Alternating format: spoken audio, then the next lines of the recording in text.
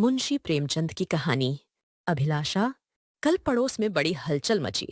एक पान वाला अपनी स्त्री को मार रहा था। वह बेचारी बैठी रो रही थी, पर उस निर्दयी को उस पर लेश मात्र भी दया न आती थी। आखिर स्त्री को भी क्रोध आ गया। उसने खड़े होकर कहा, बस, अब मारोगे तो ठीक ना होगा। आज से मेरा तुझसे कोई संबंध नहीं।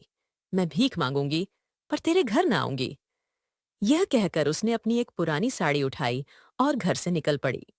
पुरुष काठ के उल्लू की तरह खड़ा देखता रहा। स्त्री कुछ दूर चलकर फिर लौटी और दुकान की संदूकची खोलकर कुछ पैसे निकाले। शायद अभी तक उसे ममता थी, पर उस निर्दय ने तुरंत उसका हाथ पकड़कर पैसे छीन लिए। हाय रे हृदयहीनता! अबला स्त्री के प्रति पुरुष का यह अत्याचार! एक दिन इसी स्त्री पर उसने प्राण दिए होंगे। उसका मुंह जोहता रहा होगा, पर आज इतना निष्ठुर हो गया है मानो कभी की जान पहचान ही नहीं। स्त्री ने पैसे रख दिए और बिना कहे सुने चली गई। कौन जाने कहाँ। मैं अपने कमरे की खिड़की से घंटों देखती रही कि शायद वह फिर लौटे, या शायद पान वाला ही उसे मनाने जाए। पर दो में से एक बात भी न हुई। आज मुझे स्त्री की सच्ची दशा का पहली बार ज्ञान हुआ। यह दुकान दोनों की थी। पुरुष तो मटर गश्ती किया करता था, स्त्री रात दिन बैठी सती होती थी। 10-11 बजे रात तक मैं उसे दुकान पर बैठी देखती थी। प्रातःकाल नींद खुलती, तब भी उसे बैठी पाती। नोच खसोट काट कपट जितना पुरुष करता था, उससे कुछ अधिक ही स्त्री करती थी। पर पुरुष सब कुछ है, स्त्री कुछ नहीं। पुरुष जब चाहे उसे निकाल बाहर कर सकता है। इस समस्या पर मेरा चित्त इतना अशांत हो गया कि नींद आंखों से भाग गई। 12 बज गए और मैं बैठी रही। आकाश पर निर्मल चांदनी छिटकी हुई थी। निशानाथ अपने रत्न जटित सिंहासन पर गर्व से फूले बैठे थे। बादल के छोटे छोटे टुकड़े धीरे धीरे चंद्रमा के समीप आते थे और फिर विकृत रूप में पृथक हो जाते थे, मानो श्वेतवसना सुंदरियां उसके हाथों दलित और अपमानित होकर रुदन करती हुई चली जा रही हों। इस कल्पना ने मुझे इतना विकल किया कि मैंने खिड़की बंद कर दी और पलंग पर आ बैठी। मेरे प्रियतम निद्रा में मग्न थे। उनका तेजमय मुखमंडल इस समय मुझे कुछ चंद्रमा से ही मिलता जुलता मालूम हुआ। वही साहस छवि थी जिससे मेरे नेत्र तृप्त हो जाते थे। वही विशाल वक्ष था जिस पर सिर रखकर मैं अपने अंतस्थल में एक कोमल मधुर कंपन का अनुभव करती थी। वही सुदृढ़ बाहें थीं जो मेरे गले में पड़ जाती थीं तो मेरे हृदय में आनंद की हिलोरें सी उठने लगती थीं। पर आज कितने दिन हुए मैंने उस मुख पर हंसी की उज्ज्वल रेखा नहीं देखी। न देखने को चित्त व्याकुल ही हुआ। कितने दिन हुए मैंने उस वक्ष पर सिर नहीं रखा और न वह बाहें मेरे गले में पड़ीं। क्यों? क्या मैं कुछ और हो गई, या पतिदेव ही कुछ और हो गए? अभी कुछ बहुत दिन भी तो नहीं बीते। कुल 5 साल हुए हैं, कुल 5 साल। जब पतिदेव ने विकसित नेत्रों और लालायित अधरों से मेरा स्वागत किया था, मैं लज्जा से गर्दन झुकाए हुए थी। हृदय में कितनी प्रबल उत्कंठा हो रही थी कि उनकी मुख छवि देख लूं, पर लज्जावश सिर न उठा सकती।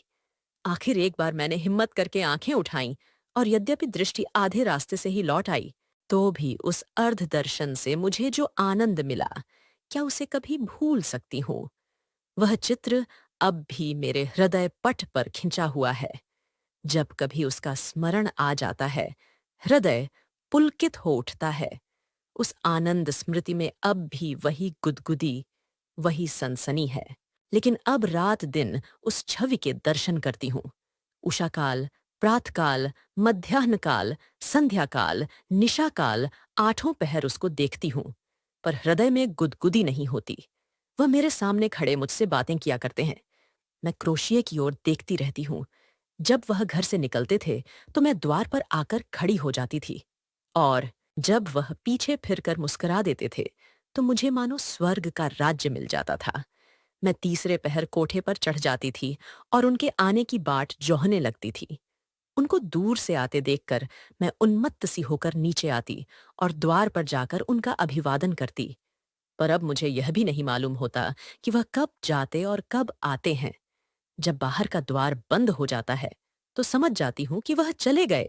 जब द्वार खुलने की आवाज आती है तो समझ जाती हूँ कि आ गए। समझ में नहीं आता कि मैं ही कुछ और हो गई या पतिदेव ही कुछ और हो गए। तब वह घर में बहुत न आते थे।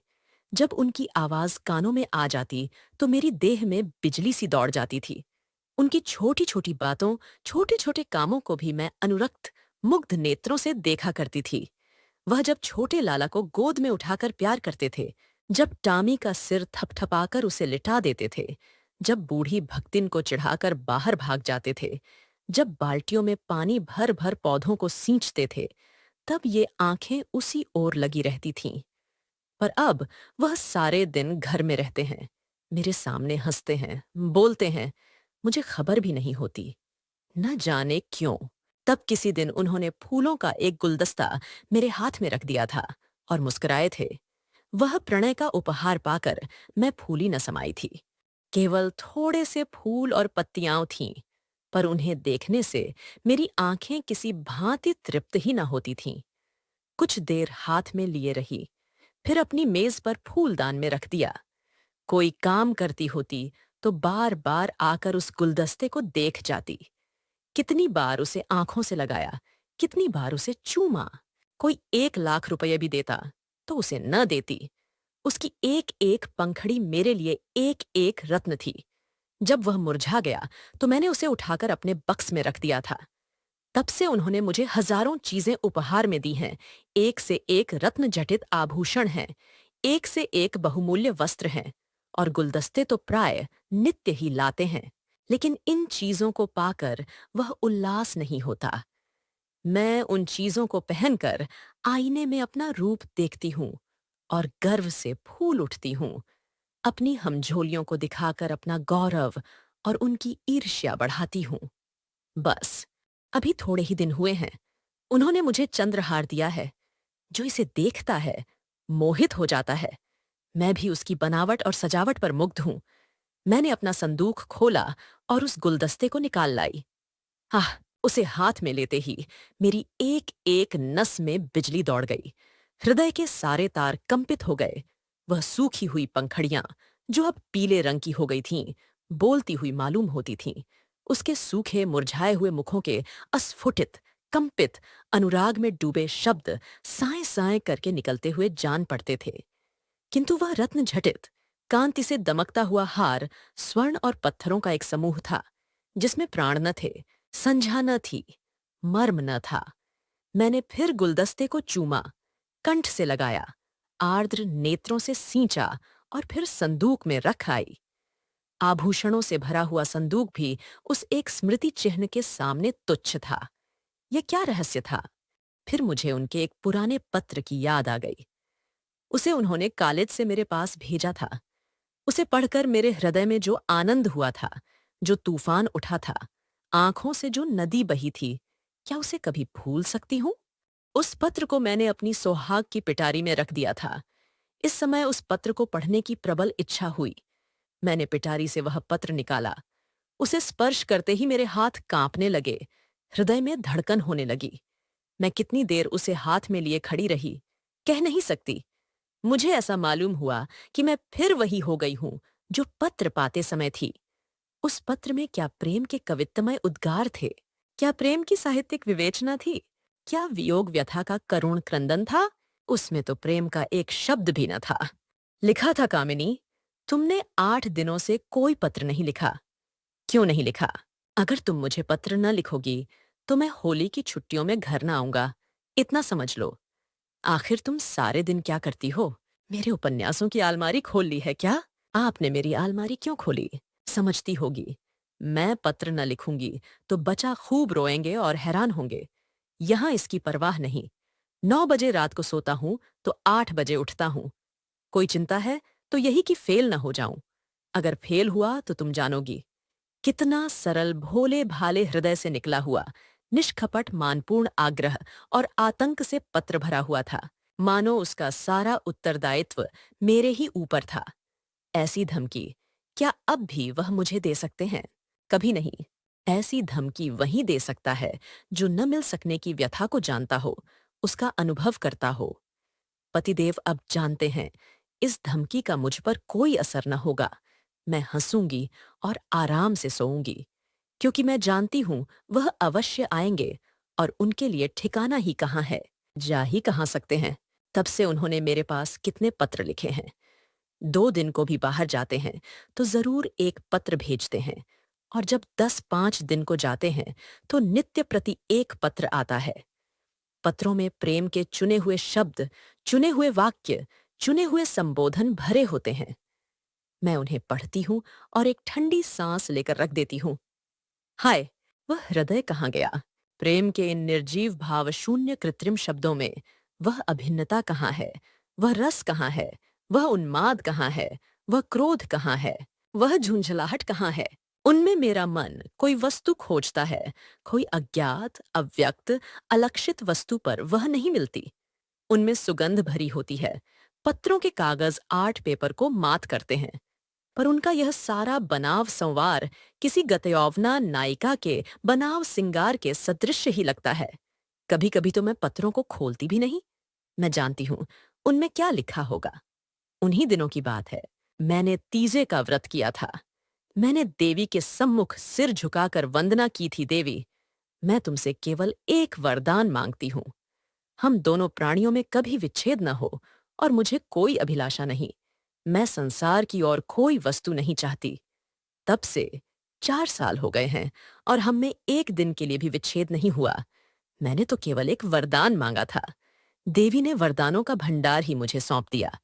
पर आज मुझे देवी के दर्शन हो तो मैं उनसे कहूं, तुम अपने सारे वरदान ले लो। मैं इनमें से एक भी नहीं चाहती। मैं फिर वही दिन देखना चाहती हूं जब हृदय में प्रेम की अभिलाषा थी। तुमने सब कुछ देकर मुझे उस अतुल सुख से वंचित कर दिया जो अभिलाषा में था। मैं अब की देवी से वह दिन दिखाने की प्रार्थना करूं जब मैं किसी निर्जन जलतट और सघन वन में अपने प्रियतम को ढूंढती फिरूं। नदी की लहरों से कहूं, मेरे प्रियतम को तुमने देखा है? वृक्षों से पूछूं, मेरे प्रियतम कहाँ गए? क्या वह सुख मुझे कभी प्राप्त न होगा? उसी समय मंद शीतल पवन चलने लगा। मैं खिड़की के बाहर सिर निकाले खड़ी थी। पवन के झोंके से मेरे केश की लटें बिखरने लगीं। मुझे ऐसा आभास हुआ मानो मेरे प्रियतम वायु के इन उच्छ्वासों में हैं। फिर मैंने आकाश की ओर देखा। चांद की किरणें चांदी के जगमगाते तारों की भांति आंखों से आंख में चौनी सी खेल रही थीं। आंखें बंद करते समय सामने आ जाती, पर आंखें खोलते ही अदृश्य हो जाती थीं। मुझे उस समय ऐसा आभास हुआ कि मेरे प्रियतम उन्हीं जगमगाते तारों पर बैठे आकाश से उतर रहे हैं।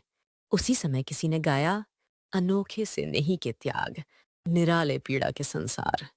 कहाँ होते हो अंतर्धान, लुटा करके सोने सा प्यार, लुटा करके सोने सा प्यार। यह पद मेरे मर्म स्थल को तीर की भांति छेदता हुआ कहाँ चला गया, नहीं जानती। मेरे रोए खड़े हो गए। आंखों से आंसुओं की झड़ी लग गई। ऐसा मालूम हुआ जैसे कोई मेरे प्रियतम को मेरे हृदय से निकाले लिए जाता है। मैं जोर से चिल्ला पड़ी। उसी समय पतिदेव की नींद टूट गई। वह मेरे पास आकर बोले, क्या अभी तुम चिल्लाई थी? अरे, तुम रो रही हो? क्या बात है? कोई स्वप्न तो नहीं देखा? मैंने सिसकते हुए कहा, रोऊं ना तो क्या हंसूं? स्वामी ने मेरा हाथ पकड़कर कहा, क्यों? रोने का कोई कारण है या यों ही रोना चाहती हो? क्या मेरे रोने का कारण तुम नहीं जानते? मैं तुम्हारे दिल की बात कैसे जान सकता हूं? तुमने जानने की चेष्टा कभी की है? मुझे इसका ज्ञान गुमान भी न था कि तुम्हारे रोने का कोई कारण हो सकता है। तुमने तो बहुत कुछ पढ़ा है, क्या तुम भी ऐसी बात कह सकते हो? स्वामी ने विस्मय में पढ़कर कहा, तुम तो पहेलियां बुझवाती हो। क्यों, क्या तुम कभी नहीं रोते? मैं क्यों रोने लगा? तुम्हें अब कोई अभिलाषा नहीं है? मेरी सबसे बड़ी अभिलाषा पूरी हो गई। अब मैं और कुछ नहीं चाहता। यह कहते हुए पतिदेव मुस्कुराए और मुझे गले से लिपटा लेने को बढ़े। उनकी यह हृदयहीनता इस समय मुझे बहुत बुरी लगी। मैंने उन्हें हाथों से पीछे हटाकर कहा, मैं इस स्वांग को प्रेम नहीं समझती। जो कभी रो नहीं सकता वह प्रेम नहीं कर सकता। रुदन और प्रेम दोनों एक ही रेत से निकलते हैं। उसी समय फिर उसी गाने की ध्वनि सुनाई दी, अनोखे से नहीं के त्याग, निराले पीड़ा के संसार। कहाँ होते हो अंतर्धान, लुटा करके सोने सा प्यार। पतिदेव की वह मुस्कुराहट लुप्त हो गई। मैंने उन्हें एक बार कांपते देखा। ऐसा जान पड़ा उन्हें रोमांच हो रहा है। सहसा उनका दाहिना हाथ उठकर उनकी छाती तक गया। उन्होंने लंबी सांस ली और उनकी आंखों से आंसू की बूंदें निकलकर गालों पर आ गईं। तुरंत मैंने रोते हुए उनकी छाती पर सिर रख दिया और उस परम सुख का अनुभव किया जिसके लिए कितने दिनों से मेरा हृदय तड़प रहा था। आज फिर मुझे पतिदेव का हृदय धड़कता हुआ सुनाई दिया। आज उनके स्पर्श में फिर स्फूर्ति का ज्ञान हुआ। अभी तक उस पद के शब्द मेरे हृदय में गूंज रहे थे। कहाँ होते हो अंतर्धान, लुटा करके सोने सा प्यार।